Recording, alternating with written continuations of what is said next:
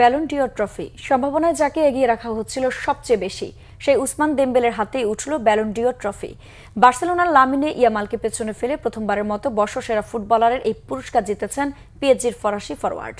মেয়েদের ট্রফিটা টানা তৃতীয়বার জিতেছেন বার্সেলোনার স্প্যানিশ মিডফিল্ডার আইতানো বনমাতি। শহীদ খানের ডেস্ক রিপোর্ট।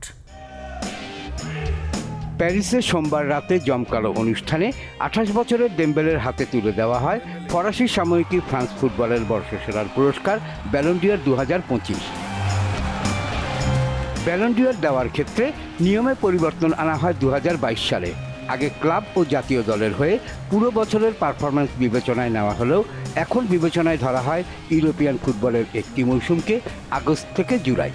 সাংবাদিকদের ভোটে নির্বাচিত হন বিজয়ী।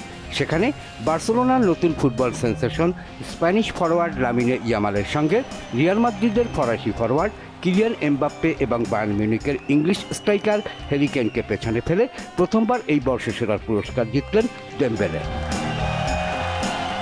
এবারের পুরস্কার জয়ে অনেকেই এগিয়ে রেখেছিলেন দেমবেলেকে।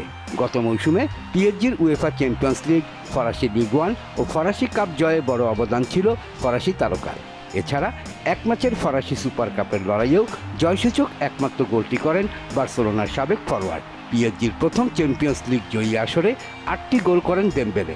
সব প্রতিযোগিতা মিলিয়ে ৫৩ ম্যাচে গোল তার ৩৫টি। এছাড়া সরাসরি গোলে সহায়তা করেন ১৬টিতে।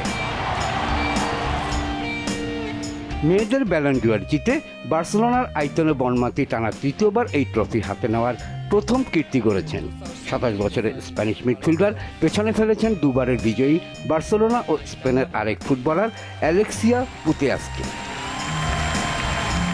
গত মৌসুমে বার্সেলোনার নারী দলের ঘরোয়া ট্রেবল জয়ে অবদান রাখেন বনমাতি। সব প্রতিযোগিতা মিলিয়ে ১৬ গোল করার পাশাপাশি 12টি অ্যাসিস্ট করেন। নির্বাচিত হন উইমেন্স চ্যাম্পিয়ন্স লিগের মৌসুম সেরা ফুটবলার। তবে চ্যাম্পিয়ন্স লিগ শিরোপার স্বাদ নেওয়া হয়নি তার। আর্সেনালের কাছে ১-০ গোলে ফাইনাল হেরে যায় বার্সেলোনা। শহীদ খান, বাংলা ভিশন স্পোর্টস ডেস্ক।